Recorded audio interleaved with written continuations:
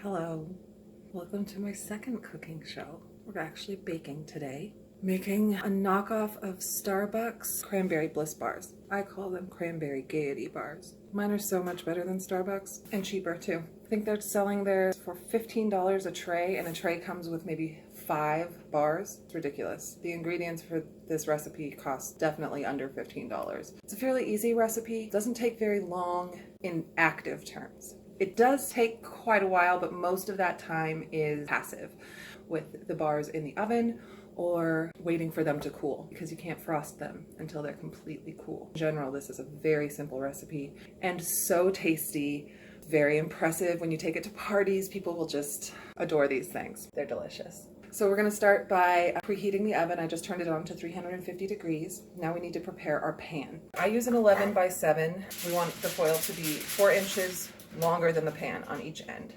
You can use a 13 by 9 inch pan. The bars will just be shorter. We're going to fold the foil so that it will fit in the pan. And this is going to serve as like a little sling to help us get these bars out of the pan. We're going to set it inside, kind of tuck the foil under the handles, and then we're going to do the same thing going this way.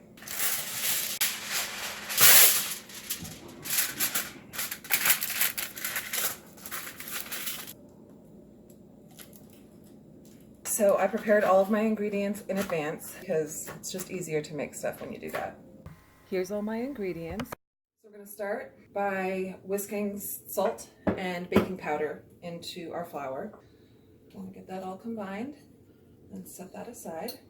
Next, we're going to mix the brown sugar, melted butter that we have let cool down. Mix that stuff together. Make sure you get all of your butter out there. We're going to mix that together so it's good and combined. You don't want any hard bits of brown sugar in there. So it's all combined now. To that, we are going to add vanilla, eggs. Mix that together. That's what it looks like now. Now we're going to fold the flour mixture into this. We do not want to over mix it. We're only going to fold this in until it is just combined. You're still going to see some bits of flour. As you can see, you can still see a little bit of flour showing.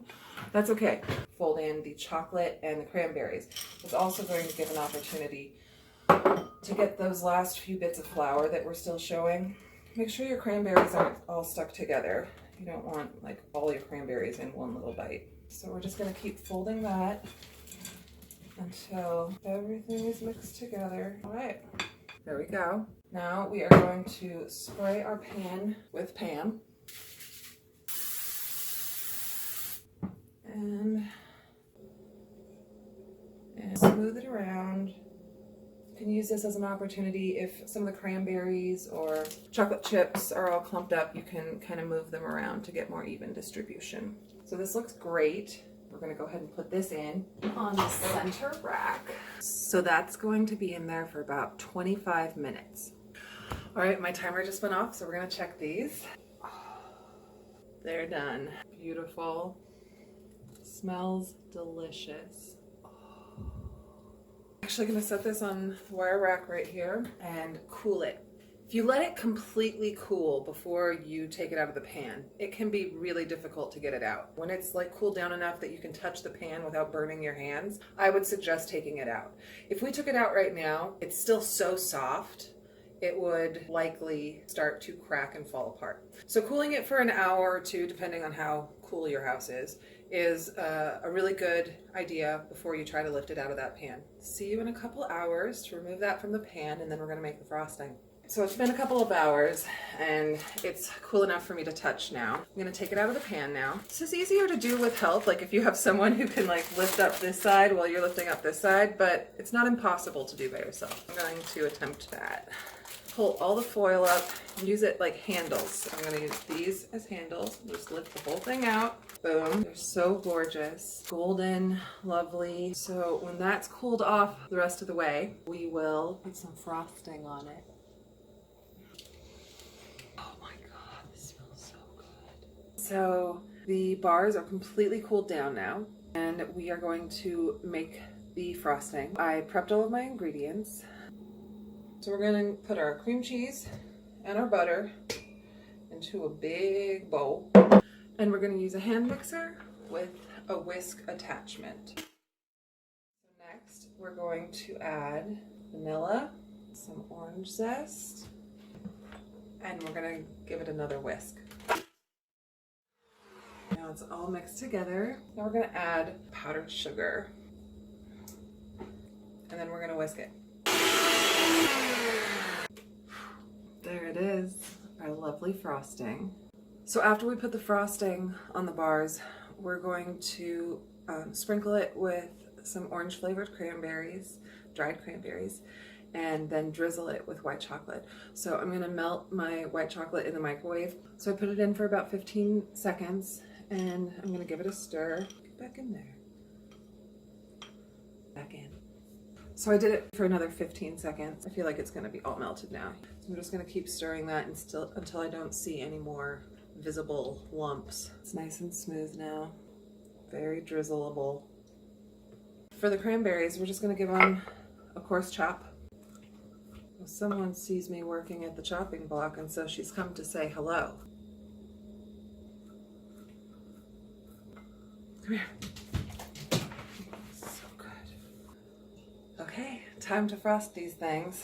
Scoop our frosting out right onto the top, very unceremoniously. It's okay if you leave a little on the scraper, because then you can just clean it up later. All right. So you just want to spread this out evenly.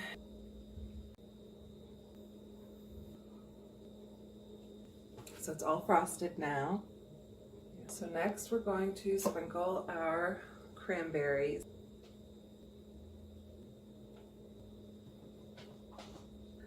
And then very carefully just put like tiny little specks of orange zest to give it a little extra orange pizzazz. There is so much sugar in this. No one is going to taste any kind of bitterness. And there really should be no bitterness anyway. The bitterness from orange peels is in the pith, the white part, not in the zest. All right, so the last step is that I'm gonna put that melted chocolate into a frosting bag. So I got my frosting bag and kind of rolled it down a little bit. Just stick it into a little glass. And then you just pour the chocolate in there. And we're gonna cut the tip off.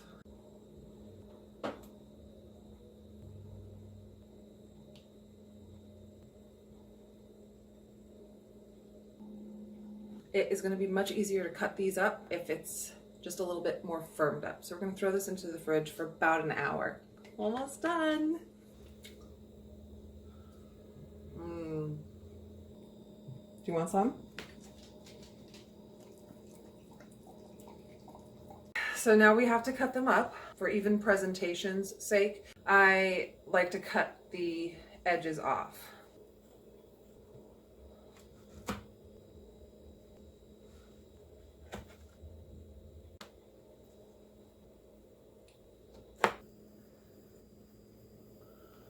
So we're going to have 6 squares, and then we'll cut all those squares into triangles.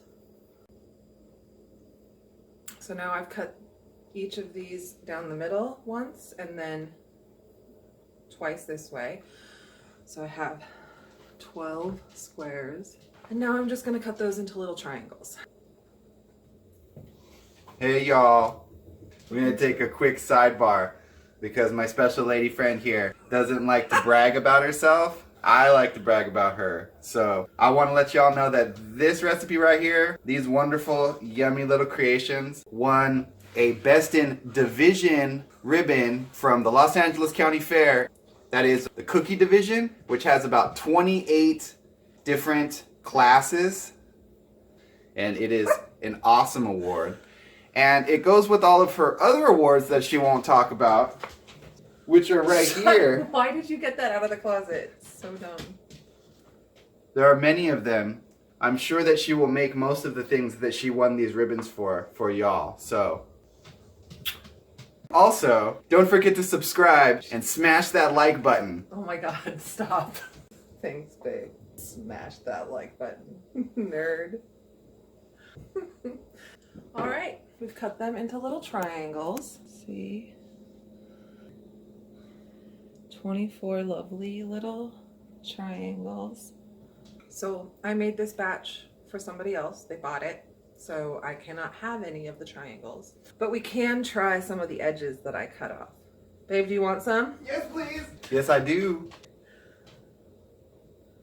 Mm-hmm. Bye-bye. Pretty damn good. Oh my God, these are so good. If you want the recipe, email me and also send me money. Thanks for tuning in, y'all. You're gonna wanna make sure that you refrigerate the bars with all the stuff that's in there. If you don't refrigerate them, they'll get nasty pretty quick. If you want this recipe, email me, Christine@thevillagedoula.com, and we can negotiate a price. If you are poor or working class, I'd be happy to just share the recipe with you. I did put a lot of labor into developing it, so if you have the means, I would certainly appreciate a contribution. If you enjoyed this video, you can feel free to send me a contribution. I'm at Village Doula on Venmo. Bye.